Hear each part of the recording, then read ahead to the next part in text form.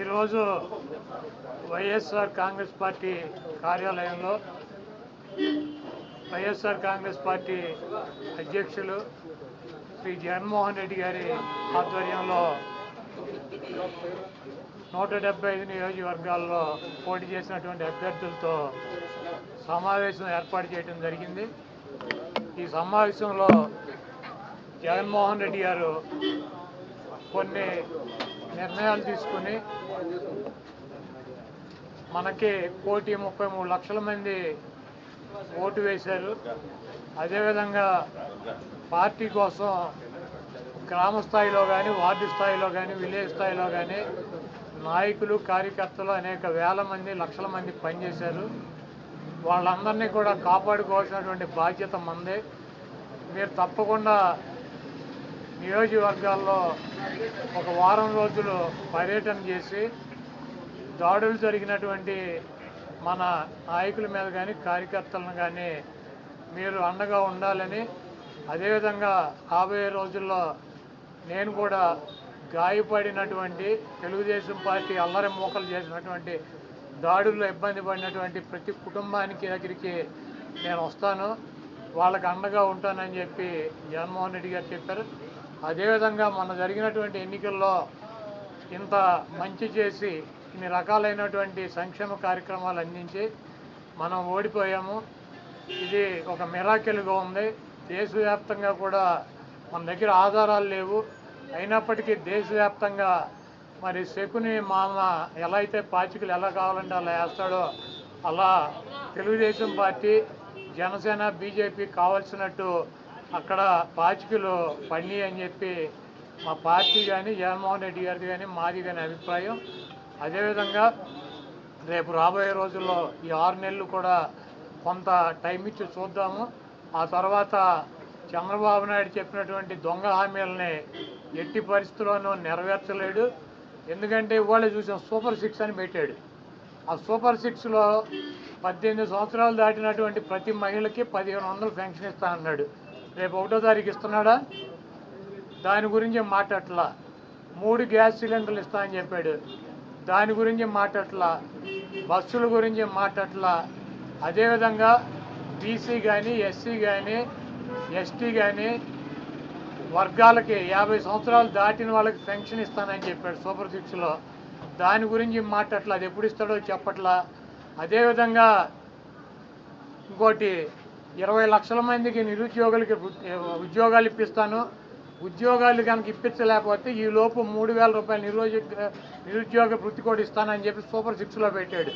మొన్న తెలంగాణలో హరీష్ రావు గారు మాట్లాడుతూ చెబుతున్నాడు, చంద్రబాబు నాయుడు గారు చెప్పిన వాగ్దానాన్ని ఏమీ చెప్పాడు. 1000 రూపాయలు ఈయన పెంచింది. ఇప్పుడు వచ్చి 3,000 ఆల్రెడీ ఇచ్చేది జగన్మోహన్ రెడ్డి గారు 3,000 ఇస్తా అంటే ఈయన వచ్చి 1000 ఇచ్చాడు. మీరు అక్కడ 2,000 ఇస్తా అంటే రేవంత్ రెడ్డి 4,000 చేయాలి కాబట్టి అక్కడ ఇబ్బంది పడుతూ ఉంటాడు. ఇంకా ఈయన సూపర్ 6 అని చెప్పి ప్రతి మహిళకి 1,500 రూపాయలు ఇస్తాడు 18 సంవత్సరాలు దాటిన వాళ్ళకి. మరి ఆ వాగ్దానం ఎప్పుడు చేస్తాడు? రేపు 1వ తారీఖు ఇవ్వరా? కాబట్టి తెలుగుదేశం పార్టీ ఆయన ఇచ్చినటువంటి వాగ్దానాలను, చంద్రబాబు నాయుడు చేసినటువంటి వాగ్దానాలని పక్కదారి పట్టించడానికి ఊరికినే నిన్నేమో పోలవరం వెళ్ళి వచ్చాడు సోమవారం, మళ్ళీ గురువారం ఏమో అమరావతి వెళ్ళి వచ్చి అక్కడ అన్నీ తిరిగి ఈయన కాలక్షేపం కబుర్లు, కాలక్షేపం మాటలు, ఊరికినే ఆయన వెళ్ళి అటు ఇటు తిరిగి రావటం తప్పించి ఎప్పుడు నువ్వు సూపర్ 6 అమలు చేస్తున్నావో స్పష్టంగా చెప్పాలని చెప్పి మేము డిమాండ్ చేస్తున్నాం. ఇప్పుడు ఇది ప్రజాస్వామ్య దేశం. ఎవరిని టార్గెట్ చేసుకున్నప్పుడు నేను పోయినంత మాత్రాన నన్ను టార్గెట్ చేస్తే వైఎస్ఆర్ కాంగ్రెస్ పార్టీ ఏం ఆగదు. జగన్మోహన్ రెడ్డి గారు ఇంటికి కూడా వీళ్ళు ఏం పీకలేరు. నన్ను కాదు, జగన్మోహన్ రెడ్డి గారిని టార్గెట్ చేస్తారు. ఇక్కడ మీరున్న సెక్యూరిటీ అంతా తీసేసి, గన్మెన్లను తీసేసి, ఇంకా 15 రోజులు ఎలక్షన్ జరగలేదు, కమిటీ సిఫార్సులు రాలేదు, ఇక్కడ మొత్తం అంతా కూడా సెక్యూరిటీ తీసేశారు కదా. తీసేసి ఎల్లో మీడియా కెమెరాలు పట్టుకొచ్చి జగన్మోహన్ రెడ్డి గారి ఇంట్లోకి ఎట్టేళ్ళాలి, గోడ దూకి ఎట్టేళ్ళాలి, ఇవన్నీ కూడా వాళ్ళే చూపిస్తున్నారు. కాబట్టి ఇక్కడ టార్గెట్ ఎవరు దొరికితే ఆ టార్గెట్. ఇటువంటి వాటికి భయపడే ప్రసక్తి లేదు. ఎవడెవడికి టార్గెట్, ఎవడెవడి చేతులు ఏం రాసి ఉందో అవన్నీ పైన ఉన్నటువంటి భగవంతుడు నిర్ణయిస్తాడు. ఎవరి టార్గెట్లు ఎవరికి ఏమవుతుందో చూద్దాం రాబోయే రోజుల్లో.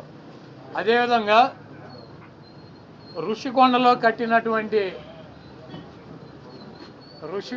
కట్టినటువంటి పర్యాటక కేంద్రంలో కట్టినటువంటి భవనాలనే ఈ సిగ్గు ఎగ్గు లేనటువంటి తెలుగుదేశం పార్టీ, ఈ సిగ్గు ఎగ్గు లేనటువంటి ఎల్లో మీడియా అది జగన్మోహన్ రెడ్డి గారి నివాసం అని చెప్పి చూపిస్తున్నారు 3 రోజుల నుంచి. వెళ్ళి జగన్మోహన్ రెడ్డి గారు అక్కడ నివాసం ఉన్నాడా? జగన్మోహన్ రెడ్డి గారు 2014 నుంచి 19 దాకా ప్రతిపక్ష నాయకుడిగా ఉన్నాడు. ఆయన కార్యాలయం లోటస్ పాండ్, ఇల్లు లోటస్ పాండ్. ఆయన లోటస్ పాండ్ హైదరాబాద్ నుంచే ప్రతిపక్ష నాయకుడికి ఉన్న 5 సంవత్సరాలు నడిపాడు. ముఖ్యమంత్రి అయిన తర్వాత 5 సంవత్సరాలు ఈ తాడేపల్లిలో ఉన్నటువంటి ఇల్లు క్యాంప్ ఆఫీస్ ఇక్కడి నుంచే నడిపాడు ఆయన కార్యాలయాన్ని కానీ ఇంటిని కానీ. జగన్మోహన్ రెడ్డి గారి రక్తంలో లేదు. ప్రభుత్వం కట్టించినటువంటి ఇళ్లలో ఉండటం కానీ, ప్రభుత్వం కట్టించినటువంటి గెస్ట్ హౌస్లో ఉండేటువంటి కర్మ జగన్మోహన్ రెడ్డి గారికి పట్టల. జగన్మోహన్ రెడ్డి గారు వైజాగ్లో సొంత ఇల్లు కట్టుకున్నాక అక్కడ షిఫ్ట్ అవుతాడు. అంతేగాని టూరిజం ప్లేస్లో కట్టినటువంటి ఆ హౌస్లో జగన్మోహన్ రెడ్డి గారు వెళ్తాడని చెప్పి ఎవడు చెప్పాడు వీళ్ళకి, వెధవులకే? అది జగన్మోహన్ రెడ్డి గారి కోసం కట్టించుకున్నటువంటి ఇల్లు అని చెప్పి రకరకాలైనటువంటి కథనాలు రాస్తున్నారు. అది ఒక అంతర్జాతీయ రాజధానిగా తీర్చిదిద్దాలన్నదే వైఎస్ఆర్ కాంగ్రెస్ పార్టీ లక్ష్యం. దాన్ని రాజధాని చేయాలన్నదే ఆ రోజు నిర్ణయించుకున్నాం. కాబట్టి అక్కడ ఇంటర్నేషనల్ సెమినార్లు జరుగుతున్నాయి. అనేక మంది ఇంటర్నేషనల్ సంబంధించినటువంటి దేశ విదేశాల నుంచి అనేక మంది పారిశ్రామికవేత్తలు వస్తున్నారు. కనీసం వాళ్ళకి సౌకర్యం ఉండటానికి అవకాశం లేనటువంటి పరిస్థితి ఉంది. కాబట్టి ఉత్తరాంధ్రలో ఉద్దానంలో దాదాపు 700 కోట్ల రూపాయలు పెట్టి హాస్పిటల్ కట్టించారు కిడ్నీ పేషెంట్ల కోసం అని చెప్పి. అదేవిధంగా విజయనగరం కావచ్చు, లేదా పార్వతీపురం కావచ్చు, ఉత్తరాంధ్రలోనే 650 కోట్ల రూపాయలు పెట్టి ఒక్కొక్క మెడికల్ కాలేజీ కట్టించారు. అదేవిధంగా టూరిజం ప్లేస్లో అంతర్జాతీయ సంస్థలు కానీ వ్యక్తులు కానీ వచ్చినప్పుడు అక్కడ ఒక విధి ఉండాలని చెప్పి ఒక మంచి భవనాన్ని నిర్మిస్తే 7 బిల్డింగులు అయ్యి, ఒక బిల్డింగ్ కాదు 7 బిల్డింగుల్లో జగన్మోహన్ రెడ్డి గారు ఉండరు. 7 బిల్డింగులు కట్టారు. ఆ 7 బిల్డింగుల్లో 7 బ్లాకుల్ని చూపించేది జగన్మోహన్ రెడ్డి గారు 450 కోట్ల రూపాయలు పెట్టి ఇల్లు కట్టుకున్నారని చెప్పి ఈ దుర్మార్గమైనటువంటి ప్రచారం చేస్తున్నారు. ఇవన్నీ కూడా ప్రజలు గమనిస్తారు. చంద్రబాబు నాయుడుకి ఇచ్చినటువంటి వాగ్దానాలు నెరవేర్చలేక నీకు సూపర్ 6లో పెట్టినటువంటి వాగ్దానం 1500 రూపాయలు ఇస్తానని చెప్పావా, చెప్పలేదా? 18 సంవత్సరాలు దాటిన వాళ్ళకి రేపు 1వ తారీఖు నీకు దమ్ముంటే 20 లక్షల మంది నిరుద్యోగులకు 3000 ఇస్తానని చెప్పావా లేదా? దాని గురించి చెప్పండి. నువ్వు దొంగ వాగ్దానాలు చేసి అధికారంలోకి వచ్చావు. నువ్వు దాని గురించి మాట్లాడండి. ముందు మీరు ఈ వాగ్దానాలను డైవర్ట్ చేయాలని చెప్పి ఒకటి తీసుకెళ్ళి 4 కెమెరాలు బాత్రూములు లెట్రిన్లు టబ్బుల్లో పెట్టి 30 లక్షలు పెట్టి బాత్రూమ్ కట్టాడు. జగన్మోహన్ రెడ్డి గారు ఇల్లు అది. జగన్మోహన్ రెడ్డి గారు ఎప్పుడన్నా ప్రభుత్వ కార్యాలయాలు ఉన్నాడా? జగన్మోహన్ రెడ్డి గారు ఎప్పుడన్నా ప్రభుత్వం గెస్ట్ హౌస్లో ఉన్నాడా? జగన్మోహన్ రెడ్డి గారు ఇల్లు కట్టించుకుని వెళ్తాడు వైజాగ్. నీకు మళ్ళీ ఎవడో కొంపలో దూరేటువంటి పరిస్థితి జగన్మోహన్ రెడ్డి గారికి ఉండదు. కాబట్టి జగన్మోహన్ రెడ్డి గారికి కట్టించినటువంటి ఇల్లు కాదు అది టూరిజం సంస్థ ద్వారా టూరిజానికి సంబంధించి కట్టించినటువంటి 7 బ్లాకులు వాటిని కట్టారు. వాటికి 400 కోట్ల రూపాయలు ఖర్చు పెట్టి అంతర్జాతీయ సెమినార్లు పెట్టినప్పుడు రాష్ట్రపతితో ప్రధానమంత్రి ఈ రాష్ట్రానికి రాజధాని కాబట్టి అది విఐపీలు వచ్చినప్పుడు అక్కడ వసతి గృహాలు ఉండాలని చెప్పి వాటిని అంతర్జాతీయ స్థాయిలో నిర్మించారు తప్పించి అది జగన్మోహన్ రెడ్డి గారి కోసం కట్టినటువంటి ఇల్లు కాదు. ఫర్నిచర్ అంతా ప్రభుత్వం ఫర్నిచర్ అంతా కూడా వాడుకుంటున్నారు. ఫర్నిచర్ దొంగ అంటూ కూడా టీడీపీ నేతలు కోడేశ్వర ప్రసాద్ గారు అసెంబ్లీలో ఉండాల్సినటువంటి ఫర్నిచర్ని తీసుకువెళ్ళి ఎక్కడేసాడు? ఆయన బైక్ షోరూంలో వేసుకున్నాడు. అసెంబ్లీలో ఉండాల్సినటువంటి ఫర్నిచర్ బైక్ షోరూంలో వేసుకుంటే వాడిని దొంగ అంటారు. సీఎం క్యాంపు కార్యాలయానికి ప్రభుత్వం వచ్చినటువంటి విజిటర్స్ కోసం ఒక కార్యాలయం సీఎం జగన్మోహన్ రెడ్డి గారి కార్యాలయం అయితే ఒక 10 మంది 20 మంది కూర్చుంటాకుంటుంది. ఒక ముఖ్యమంత్రి కార్యాలయం కాబట్టి అక్కడ అదనపు వసతులు కావాలని చెప్పి ప్రభుత్వం కల్పిస్తుంది. ముష్టి పట్టుకుపోతే పట్టుకుపోండి, లేకపోతే డబ్బు విలువ చెప్తే కడతామని ఫస్ట్ రోజు చెప్పాం. దీని గురించి ఏమైనా రాద్దాం కావాలంటే పట్టుకుపోండి. తొక్కలో ఫర్నిచరు